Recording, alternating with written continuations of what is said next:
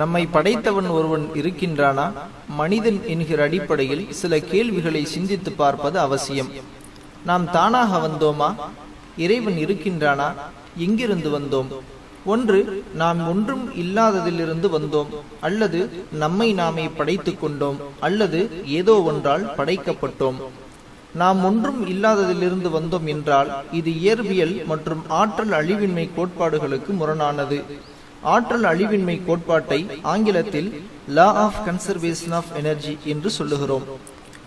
அதாவது ஒன்றும் இல்லாததிலிருந்து ஒன்றும் வராது. அதேபோல் ஏதாவது ஒன்று ஏதாவது ஒன்றிலிருந்து தான் வரும். நம்மை நாமே உருவாக்கி கொண்டோமா? இது எப்படிப்பட்டதென்றால், நான் இருக்கின்றேன் என்றும் நான் இருக்கவில்லை என்றும் ஒரே நேரத்தில் சொல்லுவது போல. இன்னும் புரியும்படி சொல்வதாக இருந்தால், என்னுடைய தாய் தன்னைத்தானே பெற்றெடுத்து கொண்டாள் என்று சொல்வது போல அறிவுக்கு பொருந்தாத ஒன்று. உங்களுக்கு தெரியுமா, இந்த உலகத்தின் வயது 13 பில்லியன் வருடங்கள். மனிதனுடைய ஒரே ஒரு புரதம் தானாக உருவாக 634 மில்லியன் பில்லியன் வருடங்கள் தேவைப்படும். ஒரு மனிதனுடைய ஒரே ஒரு புரதம் தானாக உருவாக இந்த பிரபஞ்சத்தின் வயதை 45 மில்லியனால் பெருக்கினால் எவ்வளவு எண்ணிக்கை வருமோ அவ்வளவு வருடங்கள் தேவைப்படும். இன்னும் நீங்கள் எந்த படைப்பாளனும் இல்லாமல் தானாக வந்தோம் என்று நம்புகிறீர்களா? உங்களுக்கு தெரியுமா, ஒரு மனிதன் 18.5% கார்பனும், 3.3% நைட்ரஜனும், 9.5% ஹைட்ரஜனும், 65% ஆக்சிஜனும் தன்னகத்தை உள்ளவனாக படைக்கப்பட்டுள்ளான். ஒரு சராசரி மனிதனுடைய உடம்பில் 15 காலன்கள் தண்ணீரும் 26 பவுண்டு மரக்கரியும் 3 பவுண்டு காற்றும் உள்ளன. இவை அனைத்தையும் ஒரு பையில் போட்டு குலுக்கினால் ஒரு மனிதனை உருவாக்க எத்துணை வருடங்கள் நமக்கு தேவைப்படும்? இது சாத்தியமும் இல்லை. இன்னும் நீங்கள் எந்த படைப்பாளனும் இல்லாமல் தானாக வந்தோம் என்று நம்புகிறீர்களா? இருக்கக்கூடிய எல்லா நவீன தொழில்நுட்பங்களையும் பயன்படுத்தி மனிதனுக்கு நிகரான நேர்த்தியான ஒரு ரோபோட்டை உருவாக்க நம்மால் முடியாது.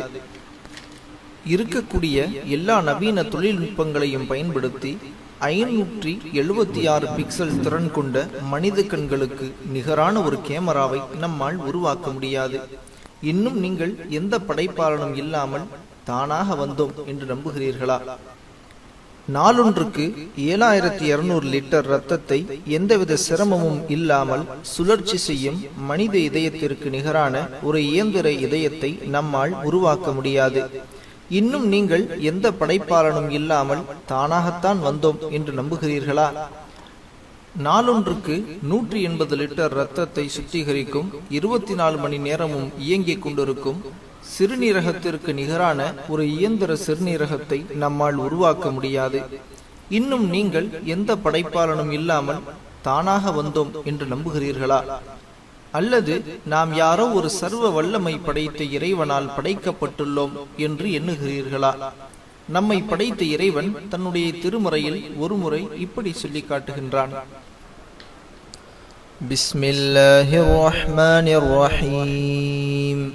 யா அய்யுஹன் நாஸு ضرب مثل فاستمعوا له إن الذين تدعون من دون الله لن يخلقوا ذبابا ولو اجتمعوا له وإن يسلبهم الذباب شيئا لا يستنقذوه منه ضعف الطالب والمطلوب ما قدر الله حق قدره إن الله لقوي عزيز.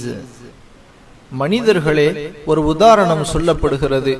எனவே அதனை செவிதாழ்த்தி கேளுங்கள். நிச்சயமாக அல்லாஹ்வை அன்றி வேறு எவர்களை நீங்கள் அழைக்கின்றீர்களோ அவர்கள் ஒரு ஈயை கூட படைக்க முடியாது. அதற்காக அவர்கள் ஒன்று சேர்ந்தாலும் சரியே. இன்னும் ஈ அவர்களிடமிருந்து ஒரு பொருளை பிடுங்கிக் கொண்டாலும் அதனை அதனிடமிருந்து அவர்கள் விடுவிக்கவும் முடியாது. தேடுவோனும் தேடப்படுவோனும் பலவீனர்களே. அவர்கள் அல்லாஹ்வை கண்ணியப்படுத்த வேண்டியவாறு கண்ணியப்படுத்தவில்லை. நிச்சயமாக அல்லாஹ் வல்லமை மிக்கவன், யாவற்றையும் மிகைத்தவன். அத்தியாயம் 22 வசனங்கள் 73 மற்றும் 74. இன்னும் ஒரு இடத்தில் இப்படி சொல்லி காட்டுகின்றான்.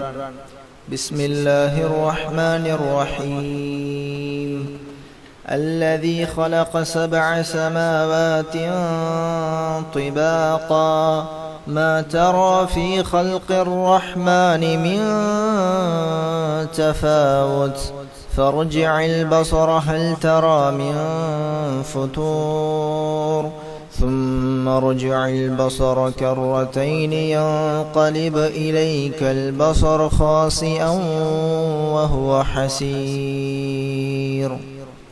அவனே 7 வானங்களையும் அடுக்கடுக்காக படைத்தவன். மனிதனே, அந்த ரஹ்மானுடைய படைப்பில் நீ யாதொரு ஒழுங்கீனத்தையும் காண மாட்டாய். மற்றொரு முறை அதனை கவனித்துப் பார், அதில் யாதொரு பிளவை நீ காண்கின்றாயா? பின்னும் இருமுறை பார். இவ்வாறு நீ எத்தனை முறை துருவி துருவி பார்த்த போதிலும் யாதொரு குறையும் காண முடியாது. உன்னுடைய பார்வைதான் அழுத்து கேவலமுற்று உன்னிடம் திரும்பிவிடும். அத்தியாயம் 67 வசனங்கள் 3 மற்றும் 4. நம்மை படைத்தவன் சர்வ வல்லமையும் படைத்தவன். நம்மை படைத்தவன் முற்றிலும் அறிந்தவன். நம்மை படைத்தவன் அவனுடைய படைப்புகளுக்கு ஒப்பானவன் அல்ல. அல்லாஹ் அவன்தான் ஆதம், நூஹ், ஆபிரகாம், மோசஸ், ஜீசஸ், மேலும் ஏனைய நபிமார்கள் மற்றும் இறுதி தூதராம் முஹம்மத் ஆகியோர் அனைவர்களின் இறைவனாவான். அல்லாஹுவின் சாந்தி இவர்கள் அனைவரின் மீதும் உண்டாவதாக. உங்களுக்கு ஒருவர் $1 மில்லியன் கொடுத்தால் வாழ்க்கை முழுவதும் அவருக்கு நன்றி கடன் பட்டிருப்பீர்கள். ஆனால் உங்களுக்கு விலை மதிக்க முடியாத எண்ணற்ற அருட்கொடைகளை தந்த ஒருவனுக்கு என்ன செய்ய போகின்றீர்கள்? அவனை வணங்க மாட்டீர்களா? அவனை வழிபட மாட்டீர்களா? அவனுடைய வேதத்தில் சொல்லப்பட்ட அத்தாட்சிகளை சிந்தித்து பார்க்க மாட்டீர்களா? சிந்தியுங்கள், செயல்படுங்கள். இஸ்லாம் பற்றிய சந்தேகங்களுக்கு எங்களை அணுகுங்கள். قل للكون وقل للخلق وللأزمان كم تهنأ وفؤادك يملأه القرآن قل لهموم الناس وأسئلة الحيران كم فيك سرورا وسلام